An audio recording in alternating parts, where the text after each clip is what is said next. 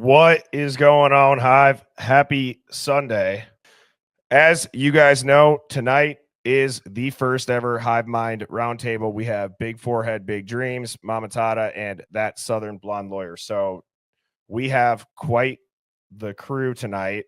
With that being said, I'm going to bring up everybody. So here we go. How are you ladies doing? Super. How are you? Doing good. Thank you guys for being here. What is it about the Idaho 4 case that you think most people assume that by us looking into it, we know, and it's not even on the table anymore, but the general public still would believe about it?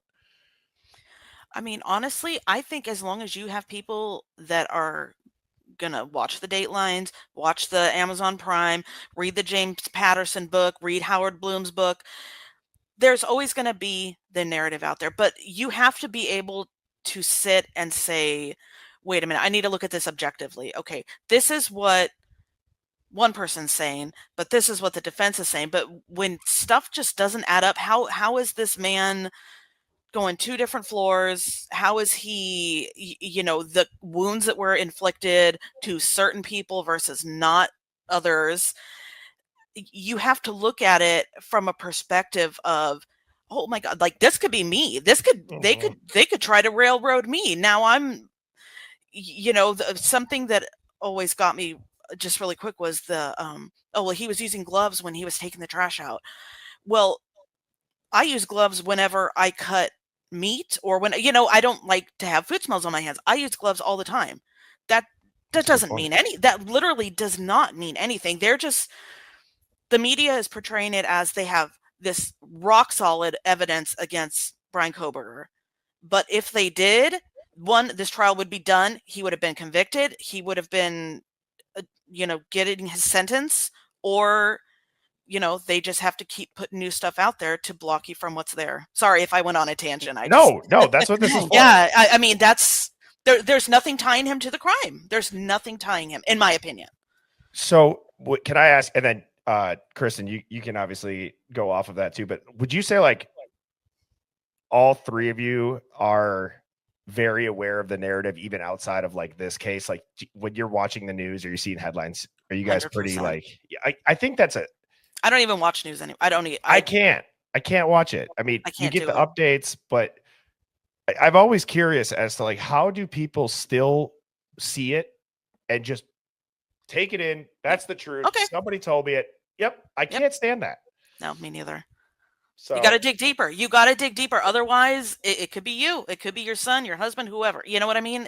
Yeah, I agree. Yeah. And so, Kristen, with you being do you want to tell a little bit about your like practice as far as like what kind of law you did and now what you're doing and stuff like that? So sure. Yeah. I used to do family law and criminal litigation, but I haven't litigated in about 10, maybe over 10 years. And I got my CPA actually and switched over and now I do tax law, and have for the past decade, but I just am, I love true crime. More than anything, I love trying to like dig in and kind of help people understand the process and like what's really going on. And I didn't love actually trying cases. And it just because it's very emotionally draining. And I'll tell you, part of the reason that I got out was I had to litigate in a lot of like small southern towns and counties around where I live. And it was very clear that there was an agenda and I was from the city. And so I was an outsider, and on top of it being very emotionally draining, you just felt like you were defeated as soon as you went into court, because that judge is friends with, judges in a lot of states are, in North Carolina, for instance, where I'm from, they're elected. And so, a lot of times it's a popularity contest, or it's what can I do for you? Or like, there's so many instances of it that we're seeing in these larger cases, right? With the law enforcement corruption and just good old boy system, and like the Kentucky case with the judge and the sheriff. And that's kind of, yes, exactly, Phoenix. And that's kind of why I got out of it. And then I just went into boring tax. What was the craziest, if you're able to share it, what was the craziest trial that you were part of, or a case maybe that you got involved in?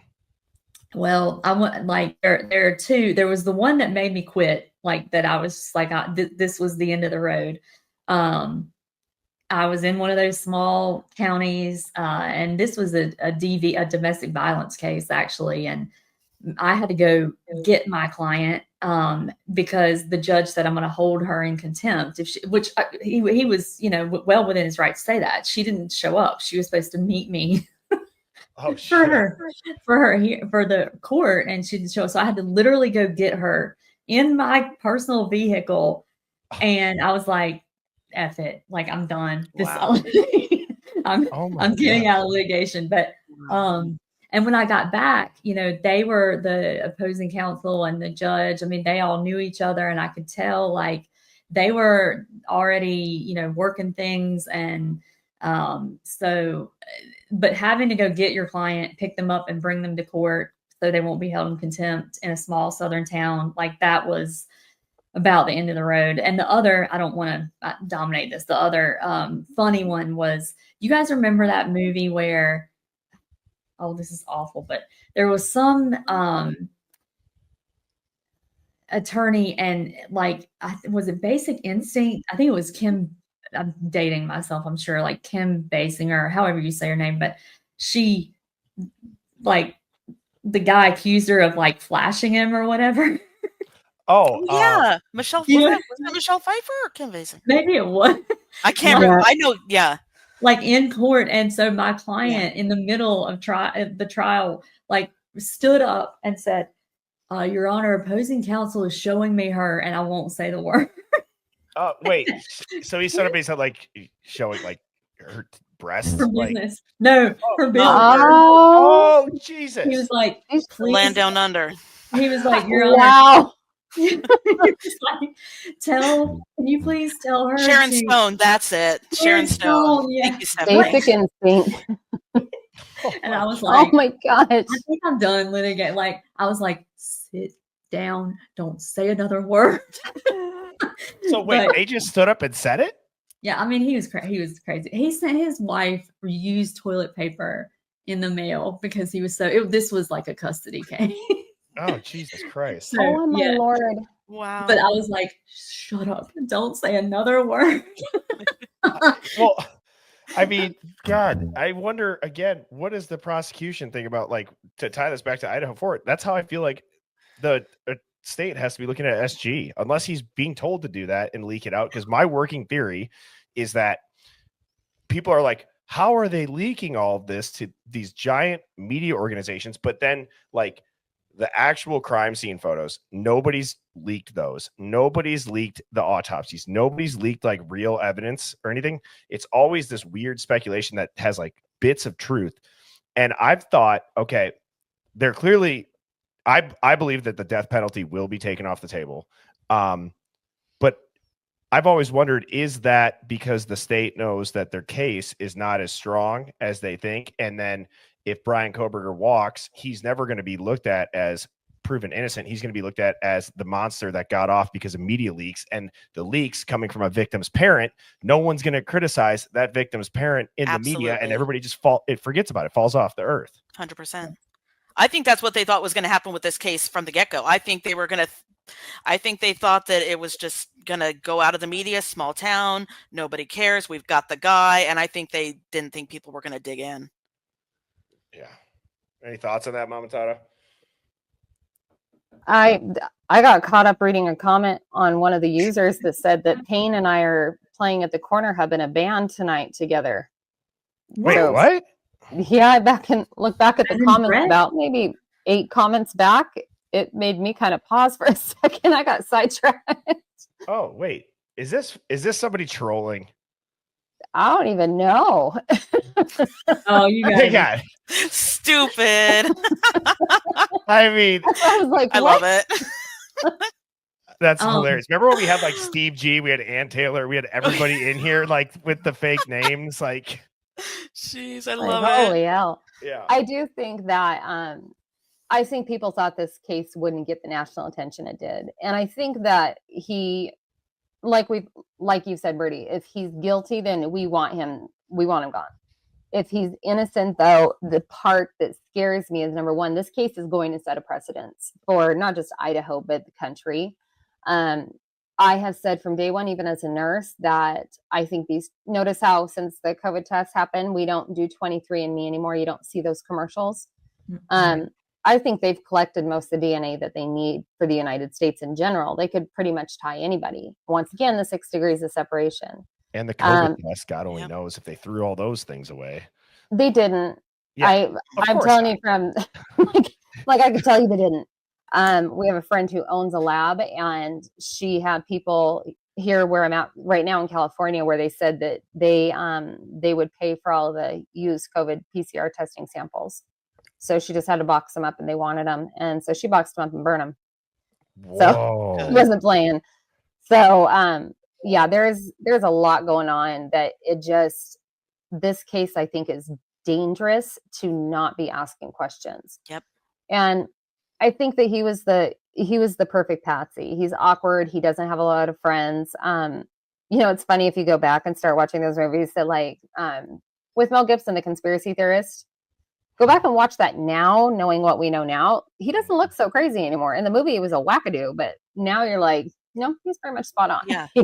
And nailed in. To me, a psyop could be it's all not real, right? But it also could be there are parts of it that were real, and maybe some of the players didn't know, or some of the players weren't. Like, I don't. It's just like when people say, "Oh, like with Karen Reed, a conspiracy means there were 50 cops that were in on it and judges and whatever." No, it doesn't necessarily mean that. No, my 2 favorite examples when I talk about like psyops and then corruption of going hand in hand. A psyop, like, I know most people in the Hive know this. The United States has regime changed countries via psyops and news stories. And like, you look at the whole Gaddafi thing, it's like a really good example. Like, we've done this. We run coups through psyops all the times to have, we could say, oh, it's national security, or, oh, yada, yada, yada. Right. But it doesn't have to be that, to your point, Kristen. It's like, I always reference the Brett Favre texts that just were leaked with him and the funding that he got for his daughter. And he's texting the director, the chair of their, I think it's their NAF fund, which is like essentially like their welfare money, saying, is anybody going to know where this comes from? And she's going, no one's ever found out. So it's like, it could be that simple. I think when you look at the drug angle, people think it's either the cartel or it's either the Aryan Brotherhood type of aspect, right? So, I mean, is that like well known out there or no? I think that my personal opinion is they've kind of come into cahoots with each other, and they just kind of stay out of each other's way. It's kind of like down in where we're at in California, you have the Mongols and you have the Hells Angels. Yep. And they just kind of stay out of each other's way as long as you don't go into their territory or steal their money. Did you have an angle about Steve? Because it's Hells Angels, and then at some point, I swear I thought somebody said that there was a relationship. Well, first of all, my theory is that I part of me thinks, and I had told Bertie this, that I don't have a firm thought on who I think, yes, 100% did it. Yes, here, and here. I think it was like a group thing that came together. I think that KG is in WITSEC. You think she's alive? And that's why she talk? Yeah.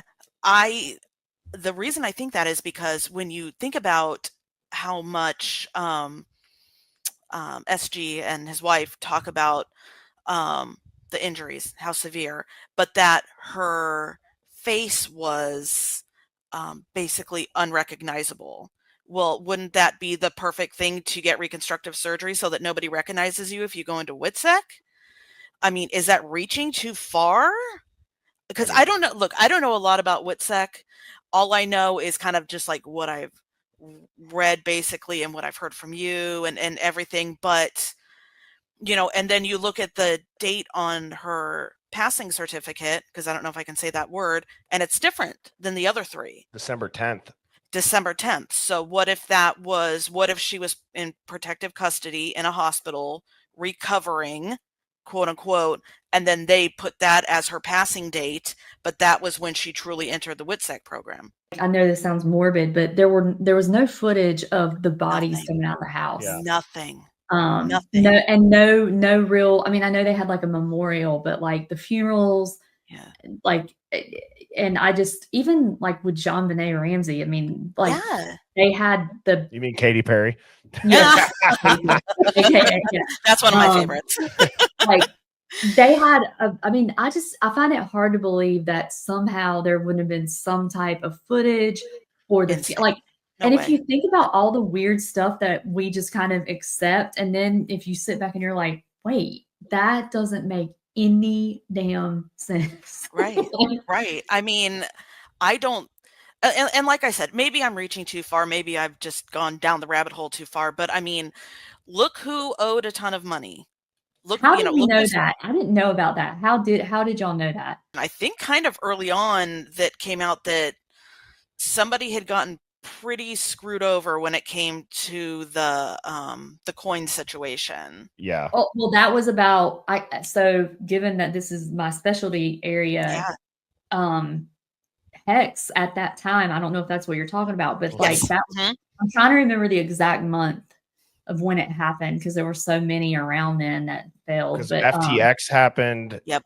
At that same time, that was that Sam, that like nerdy dude and his weird girlfriend that apparently was having like sex parties and were rich as hell. And, but like that happened right around. It happened shortly after that. There was a couple scandals. Like, I mean, I do not have any Hex. But like it was very. I remember when I saw him with that hat on, I was like, "What the?" I mean, what if the media is using, him as I think they're making SG go out there, be the mouthpiece, be the puppet. And I think it's because people who he screwed over are connected and they're holding him to the fire saying, okay, you have to get this kid convicted. You have to damage this kid's reputation so much, being Brian, that you are responsible for getting this all done. And that they made him wear the Hex hat as like almost a shame thing. Yeah, exactly. I mean, like I said, maybe I'm just way too far down the rabbit hole, but I mean, when you piss off enough people when it comes to money, they don't care about, they're going to get their money no matter how they have to do it. Otherwise, I mean, you look at all the other parents. I mean, we've barely hear from Xana's. I've only seen Maddie's mom do one interview. Ethan's parents, I've seen them on a couple of things, but SG is that mouthpiece no matter what. Everybody grieves differently. I mean, as a nurse, I see it all sorts of ways, experienced it in all sorts of ways, but it's the reactions of the Gonzalez family that just doesn't make sense. Yep. It's almost like they're grieving Maddie more than they are Kaylee. Exactly. Yes. Exactly. And then that 911 call of, if they didn't know anything had happened and Hunter's rushing them out of the house, why is she going, poor Kaylee? Yeah, it doesn't even, you don't even hear her moving. You don't hear them going up the stairs. You don't hear them. No. And that house is loud. I've been in that house. It is loud. Like Hex Crypto, there's archived Reddit threads. And one of the ones that I just saw, it was from a user called Staked and Betrayed. It says, my brother-in-law pulled our families into this. I lost everything. My niece is in danger because of this shit. Yeah, there's been a lot of crypto people who have disappeared for various reasons, under mysterious circumstances. The quote unquote stretch that if SG was, whether it was a knowing scandal that he was pulling people's money into this coin that was going to be a pump and dump and F over a lot of people, or it was an accident, to think that if he didn't piss off the wrong person and somebody lost everything or in your gang, that they would do a revenge hit especially if they were laundering their drug money through it to clean it. I mean, that when I say that, I don't understand how somebody can't logically bridge build and think that probably could have happened. Yeah. I mean, it doesn't have to make total sense. Nothing in this case makes total sense. If it doesn't add up, the truth was not in the equation. That is what I live my life by. That is so true. That is a fantastic quote.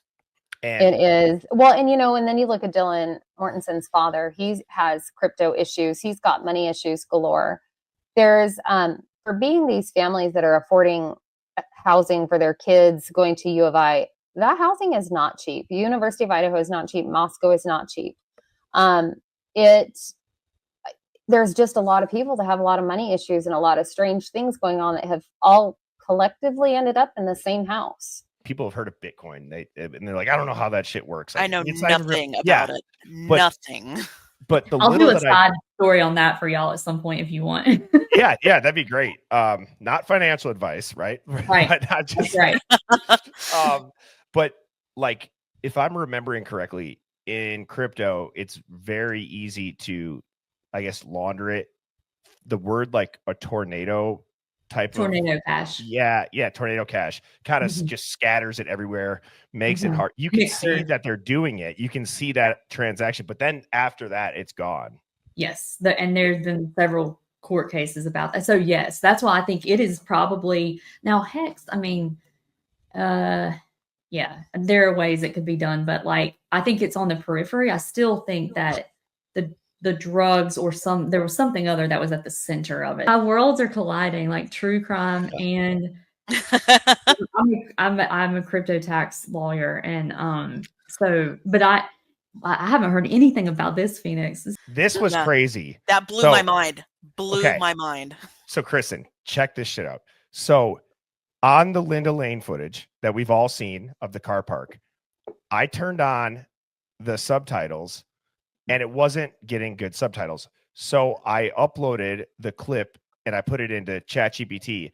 ChatGPT not only gave me subtitles, it was able to pull, quote unquote, like the metadata.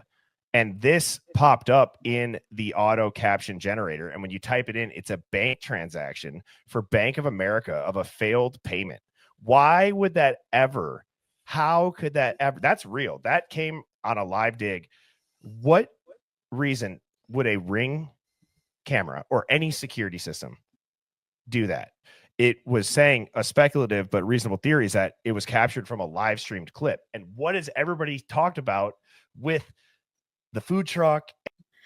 It's not long enough to be it is a fragment. It's not long enough to be an actual address. Did they put that in there? That looks like one of the codes that you use when you are accessing your Coinbase wallets. Were you the one that sent me this? Yeah. I've never seen. I mean, that is the clearest day Marshall badge. And when you go on there was, I forget which news station it was. I think it was a local one, Mamatata. Cowboys walk right by her, and then you pause it and you zoom in. They've blurred his badge. Yep. So they're hiding their faces and heads down, cowboy hat down. Yep. Cowboy hat down. And so again, I don't know much. I didn't know much about the Marshalls, but what I'm getting at is just because it's a high profile murder case on a campus, that doesn't mean because it's getting attention, the Marshals would be there. Yeah, there was never any official acknowledgement that they were there at that point. But I mean, that was shortly, like that was a few days after, right? If even that. So there was no way that they knew that it was somebody came across state lines. Otherwise, how was the jurisdiction of the Marshals invoked? Oh, there's a reason, just FYI, and y'all may know this, but a lot of people bring up why he didn't plead not guilty. Yeah, I've been wondering this. Yeah. So I think it is because I don't know if this is a function of, and I'm obviously not barred in Idaho, but I think that from everything I can tell, they wanted to challenge the actual indictment. And it was, I think Ann Taylor advised him to not speak. And to not, because I mean, normally you would plead not guilty yourself, but I think he was basically trying to completely, she planned on challenging the indictment itself. So when you say that, what does that mean in like a layman's term? Like, So if you remember, there was I think in Idaho, and I don't know, Mama, to tell me if you know about this, but like you can have, and it's like this in other states too, but like you can do the indictment, but you can also have the preliminary hearing. Well, when they figured out that I think Bethany wasn't going to testify, or there was something about Bethany testifying, and the prosecution realized, oh, we need to go have a grand jury indictment instead. There was just something weird about, they switched it up. They did this indictment, and then I'll have to go back and look at the motion, but I think that's why she didn't have him plead himself, because if he did, he's acknowledging that there was even an indictment that he could respond to. Oh, I see. That's my understanding too. Smart. Yeah, but when Bethany wasn't going to go, so she did agree, strangely enough. And if you survived the brutal killings, wouldn't you want the person behind bars? So she did agree to meet with his attorneys, and they had to come to Nevada to meet with her. Yes. My thought, if you go into the Reddit post and you start seeing, my thought is that she agreed to meet with them because she has evidence on a flash drive. That's been some of the rumors on Reddit. Yep. Like film footage, or just would the flash drive prove the motive is the argument? The flash drive would prove who and why and what and where the money was being moved, and that it did have to do with drugs. And so I've been doing deep dives back into old Reddit posts and trying to find the stuff that I deleted years ago. And a lot of the stuff is starting to resurface, but Reddit is a place that you can get a lot of information off of that was deleted off of 4chan. Well, I think that was an awesome first Hive Mind Roundtable. I hope you three enjoyed it. I loved Shelly, it. Kristen, and Mama Tata. Thank you guys for having us. Thank you for having us. Yeah. I appreciate you guys being willing to come on here and commit, a couple hours. The audio is great. Everyone's on camera. The fact that, people like yourselves are tuning in and in the Hive, like I said, is why I wanted to start this. So I'm going to do this once a month. I'm going to maybe get to something where it's like, a memorable type, like, is it the last Sunday of each month? Something like that, maybe for a date. As I told you guys backstage, if you guys are regularly tuning in, Tuesday evening is going to be a stream that you guys aren't going to want to miss. I kind of was teasing it in the comments when I had to pre-record it before I went out of town for a work trip, but Brian Koberger's friend William has agreed to come onto the stream on Tuesday evening. So to say that is one that you're going to want to see, or if you're a part of the replay crew, make sure that is one that you tune in for. I would not play it on the big screen in the family room after I've talked to him quite a bit. I would recommend that is not one that's on the TV. Yeah. Take the kids out of the room. Yeah.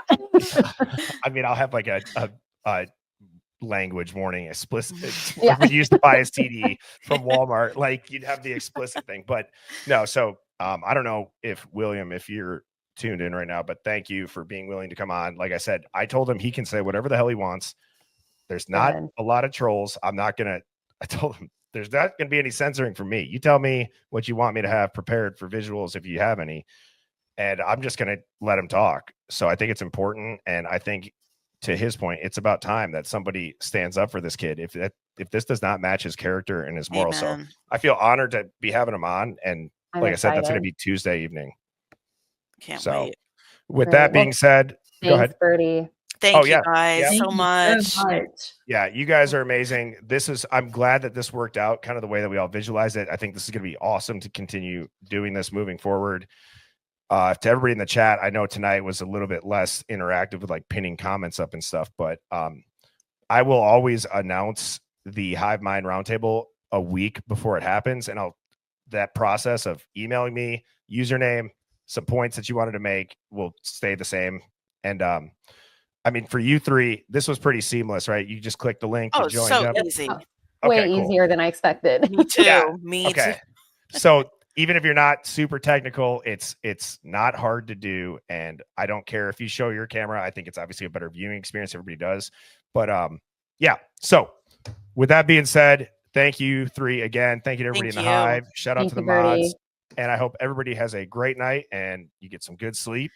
and you go Yep. into the work week strong. So I will see you Thanks, all tomorrow guys. night at Have a 7 good p.m. weekend. You Nice to betcha. meet You you too. all. Yep. Thanks, Thank you. guys. Yep. Thanks, Great chat. Bye. Bye. Cheers. Birds flying high, you know how I feel. Sun in the sky, you know how I feel. Breeze drifting on by, you know how I feel. It's a new dawn, it's a new day, it's a new life.